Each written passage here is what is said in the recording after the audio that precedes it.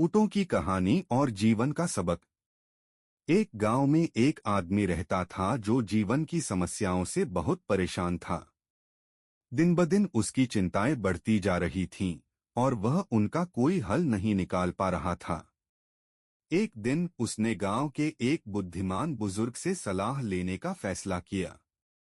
वह बुजुर्ग के पास पहुंचा और अपनी सारी परेशानियां उनके सामने रख दीं।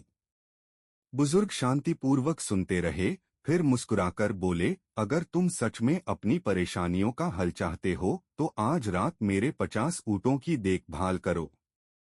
जब सभी ऊँट सो जाएं, तब तुम भी सो जाना। आदमी को यह काम कुछ अजीब सा लगा, लेकिन वह बुजुर्ग की बुद्धिमत्ता पर भरोसा करता था, इसलिए उसने हामी भर ली। रात होते ही वह ऊँटों के पास गया और उन्हें सुलाने की कोशिश करने लगा।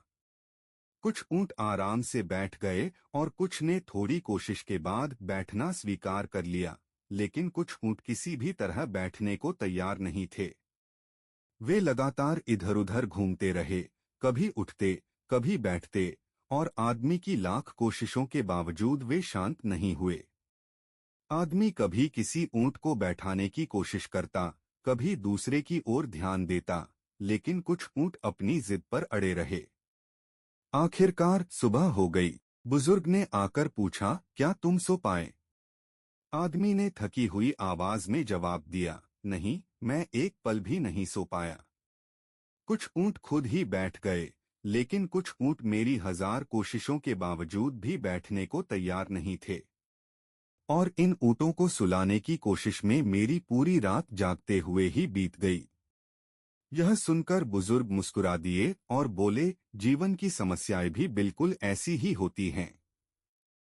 कुछ समस्याएं समय के साथ खुद ही हल हो जाती हैं, कुछ तुम्हारी कोशिशों से सुलझती हैं, और कुछ चाहे जितनी भी मेहनत कर लो कभी हल नहीं होती। ऐसी समस्याओं को समय पर छोड़ देना चाहिए। समस्या को हल करो या उसे जाने दो, लेकिन उसके साथ जीने की आदत मत डालो। आदमी ने गहरी सांस ली और पहली बार उसकी आंखों में संतोष झलकने लगा।